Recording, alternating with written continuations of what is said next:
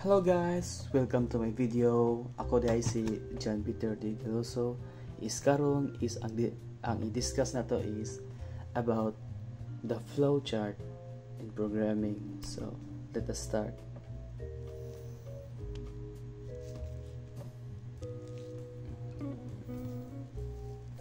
So, here is diri na to makita ang topics na nasa sulod sa discussion. So, first is unsa na to paggamit sa flowchart, benefits of iyang mga limitations of using flowchart, and then types of flowcharts, which is system flowchart and the program flowchart. So, yeah, let's continue. So, using a flowchart. So, a flowchart is a visual representation of a process that uses symbols and arrows to show the flow of execution in a program. So, ang flowchart ko no is visual representation. Visual siya represent sa mga proseso na nagamit og mga symbols like arrows, squares, or any kinds of shapes na naka-define meaning ato, pero kunyara na pagkuan after this. And then mag-show po siya sa flow of execution, kanang ang flow sa pag-execute sa procedure para sa imong program nimo. And then kani po siya is makatabang for designing, analyzing, and understanding kanang pagsabot sa logic sa program. Addiser na isulat ang iyang actual code para mo function na dyan siya. So, for example, in a simple login system, so login system, a flowchart can outline the process of inputting credentials. So, like your names, middle name, and ipang-outline sa niya unang dito ang unang pangbuhaton sa user dapat.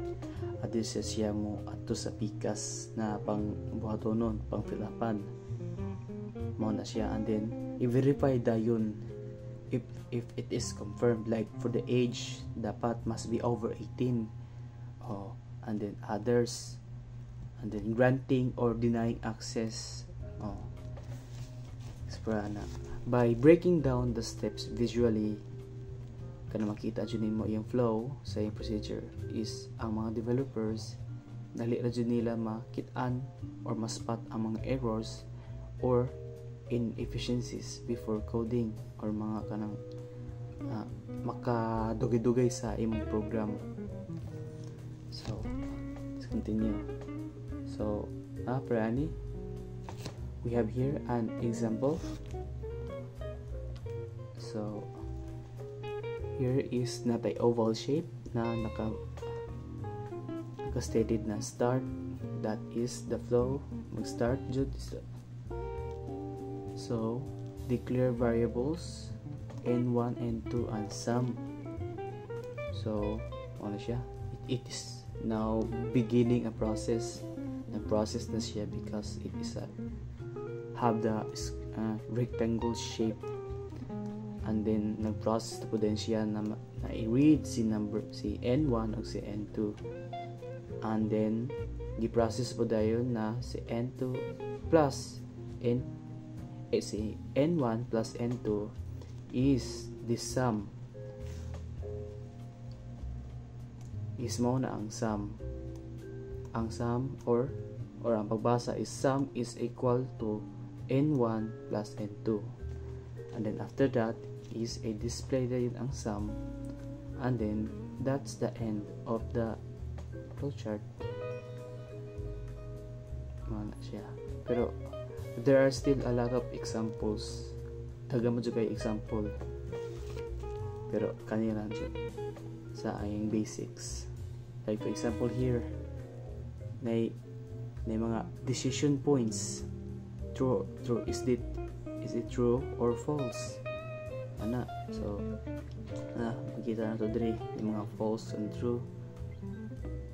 Mag-start yun siya dire. start from the very top and then ends in the very bottom. So yeah, mo ni ang example of flowchart. So let's proceed. So the benefits of and limitations of using a flowchart. So start sa benefits. Simplifies complex logic.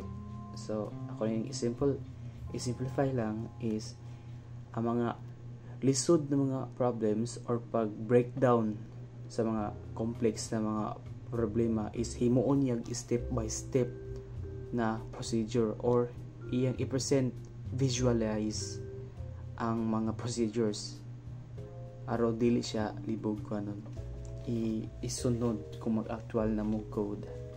And then number 2, enhances communication. They serve as common reference for developers, designers, or non-technical stakeholders, improving collaboration. So, with the help of flowchart is makaserve po siya og common reference para sa mga uban programmers na mo participate or mo collab sa kana na project. So, proceed. 3. Efficient problem solving. So, by visualizing the process, kung mag-visualize una before mag-coding, is matag na nato daan ang kung nabi mga errors na atong identified, labaw nag-check ta sa correct na sa flow, sa correct na flow sa atong flowchart para ma-debug nato, ma-fix na to ang error before ang actual na code. And then number 4, standardized representation. So a flowchart is lang siya, easy to understand lang. Flowcharts follow a universal set of symbols.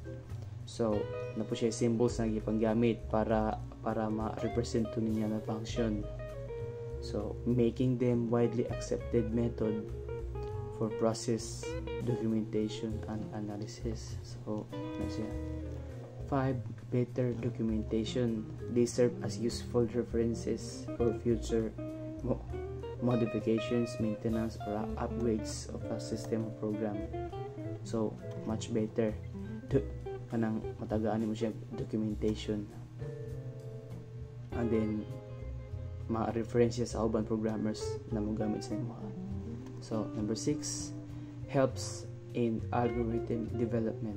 So, ano siya? Flowchart is more like project algorithm na i-break nila step by step procedure. So, just like algorithm, mapong gibuhat sa flowcharts na provide sila clear o efficient and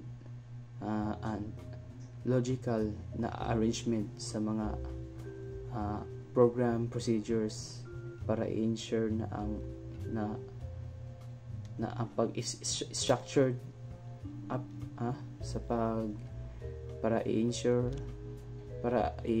na ang structured approach to programming is sakto. Now, dito sa limitations. First is time consuming for large systems. So, dugay siya. Meaning, depende sa project, dugay dyan siya kayo mahuman or kaning kung mag-create og detailed na mga flowcharts is need pa jud siya time nako kay time depende sa kada asa yung project na yung himuon. So number 2, difficult to modify.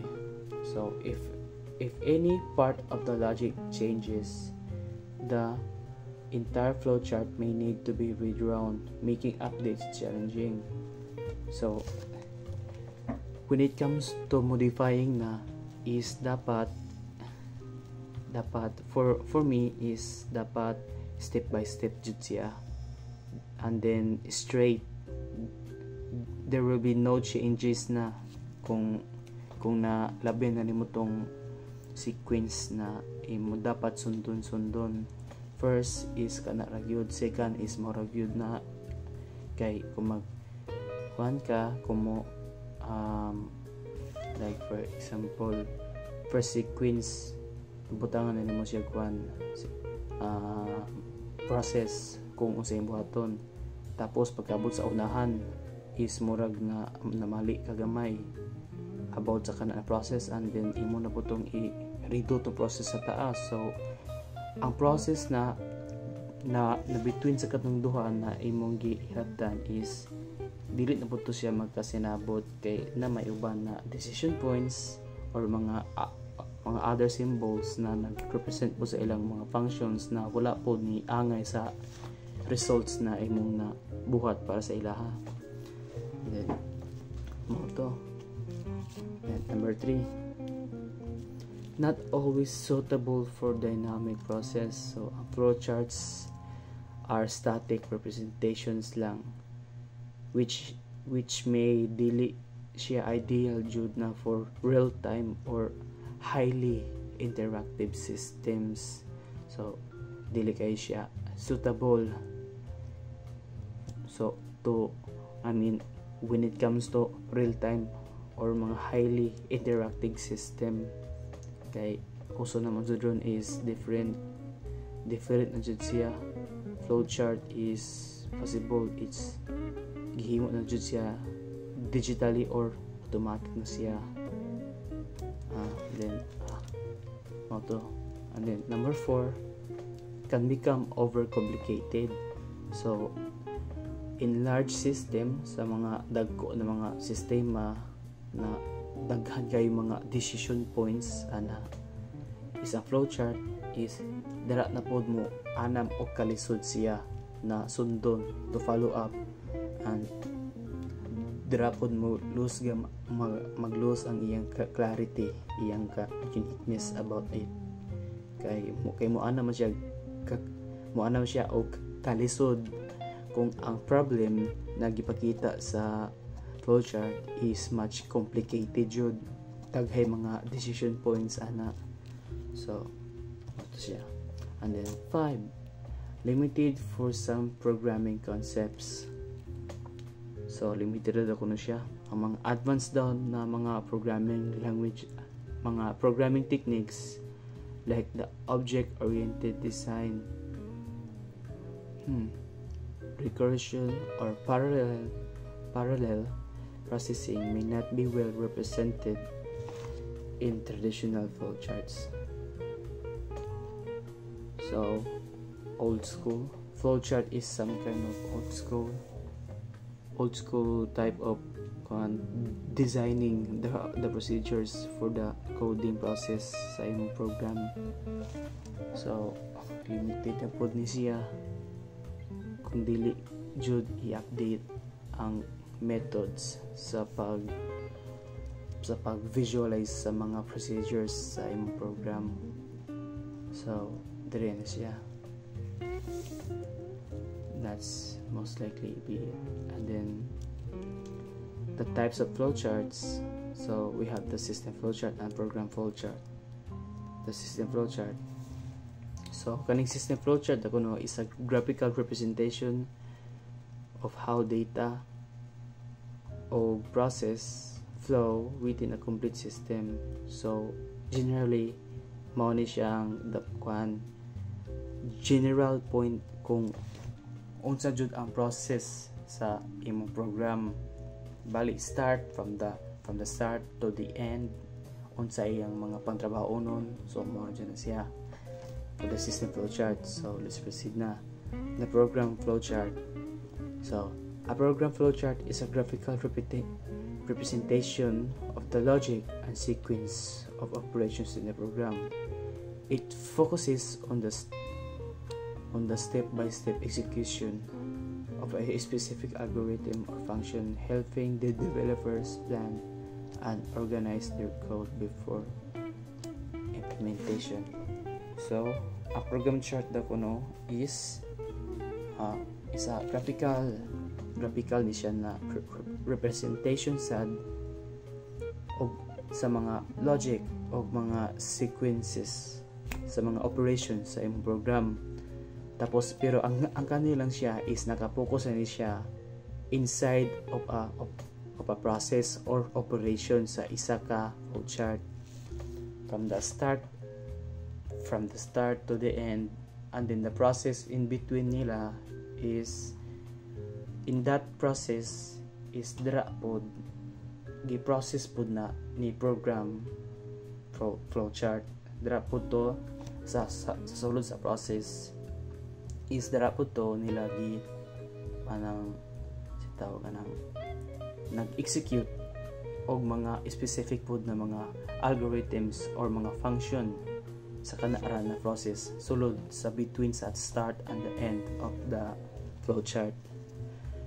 And then mao po ni siya, maka-help po ni sila sa mga developers para ma-organize ang ilang pag-code, and then ilang pagka-plaster sa ilang program before mag-actual coding na. So, ito siya. Skip. So, conclusion, flowcharts are essential tools in programming and system designing. So, essential din sa ato for the programmers here in the IT field. Okay, makatabang din siya for designing, help you visualize the process, makahatag sa tuwa og actual na presentation about it, and then maka-improve sa atong problem solving skills, and then ma-organize na to ang mga workflows sa atong program. So that's basically it. So thank you all for listening, and again, ako si John Peter D. Diloso, and thank you all for watching. Bye.